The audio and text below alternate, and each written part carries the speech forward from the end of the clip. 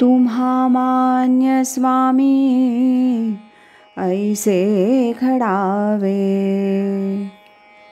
मना माझी प्रतिकूल अनुकूल भावे.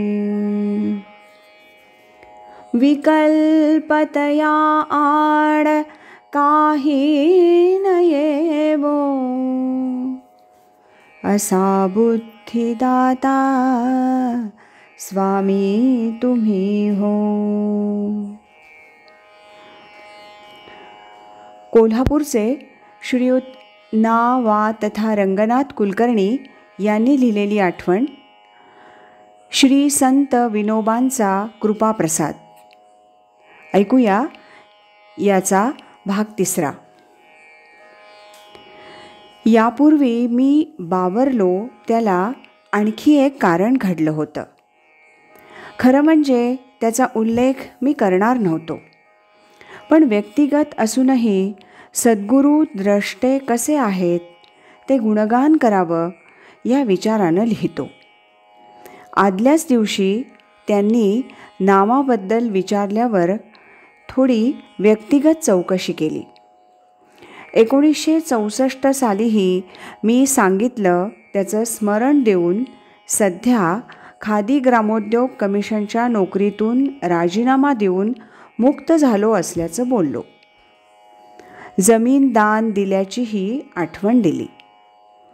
अत्यंत हळुवारपणे चेहऱ्यावर शांत भाव ठेवून ते म्हणाले, खादी कमिशन सोडायला नको होतं. अनेक विद्वान तार्किकांना मी माझ्या राजीनाम्याच्या कारणमीमांसेनं समाधान देऊन त्यांच्या तर्कांना बेतोड जबाब दिला होता, पण सद्गुरुदेवांच्या केवळ या एका वाक्यानं मी अवाक झालो. अर्थात मी नोकरीत असतो तर पावसला आलो नसतो. नोकरीच्या ठिकाणी दाही दिशा भटकत राहिलो असतो. आता पूज्य स्वामी स्वरूपानंद माझे सद्गुरू माऊली बनले. ते द्रष्टे असल्यानं त्यांच्या एकेका वाक्यातून मला प्रेरणा मिळाली आणि पुढं तसतसं वागण्याचा मी प्रयत्न केला आहे. सूत्र कायम आहे ते आता त्यांच्याच हातात आहे. ते स्वतः सार्वजनिक कामात होते. त्यातल्या अडचणींची त्यांना कल्पना असल्यानं त्यांनी मला जवळ केलं आहे असं वाटतं. 1965 पासूनच ते माझी तयारी करीत आले असावेत असंही वाटतं. 1972 साली माझी तिसरी भेट म्हणजे संपूर्ण जीवन परिवर्तन करणारी ठरली. सेवा कामाच्या निमित्तानं मी ठाणे जिल्ह्यात पूज्य आचार्य भिसे यांना आदिवासी भागात मदत करीत होतो. 1972च्या पूर्वी जवळजवळ 15 महिने मी त्या कामात होतो. 1971 साली पूज्य आचार्य भिसे वारले. ठाणे जिल्हा ग्रामस्वराज्य समिती, महाराष्ट्रात ग्रामदान पुनर्निर्माण समिती या बाहेर स्वतः पायावर उभा राहू शकेन अशी कोणतीच कला माझ्याजवळ नव्हती. मी गृहस्थाश्रमी असल्यानं काहीतरी करणं आवश्यक असल्यानं बाहेर शोध घेत होतो. घरगुती कारणामुळं मला रोज पहाटे ध्यानस्थही बसता येईना. दुसरी कारणं तर होतीच, पण रोज ध्यानास न बसणं ही गोष्ट मला अधिक लागली. अर्थात त्यामुळं दिवसभर अनुसंधान चालू होतं. खरं म्हणजे सततच्या अनुसंधानासाठीच रोजचा नित्यनेम असतो. परंतु वर्षानुवर्ष चालू असलेल्या ध्यानास खीळ बसली याचं दुःख वाटलं. परिस्थितीचे चटके इतके बसू लागले की सांगलीहून घरातून बाहेर पडलो. स्वतः जिवंत राहावं असंही वाटेना, परंतु मृत्यू येत नव्हता. कृत्रिम रीतीनं काही करू शकलो नाही. कोल्हापुरास आलो. गुरुबंधू श्रीयुत शांताराम बापू जामसंडेकर यांना थोडक्यात सर्व निवेदन केलं. पावसला जाण्याची इच्छा होतीच.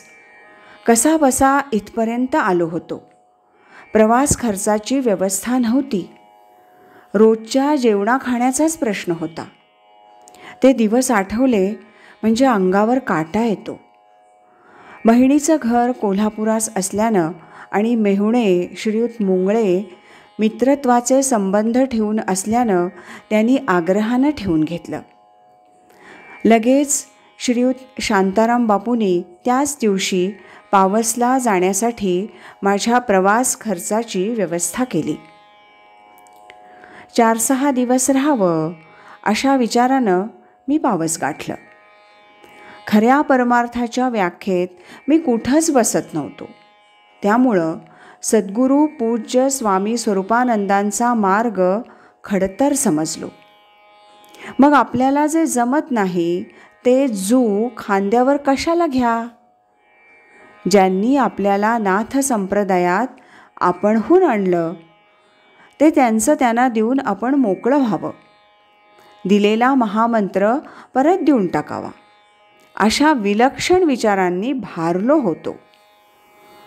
पावसला पोहोचता क्षणी माझ्या भेटीची व्यवस्था लगेच झाली. तब्बल 3 वर्षांनी मी इथं आलो होतो.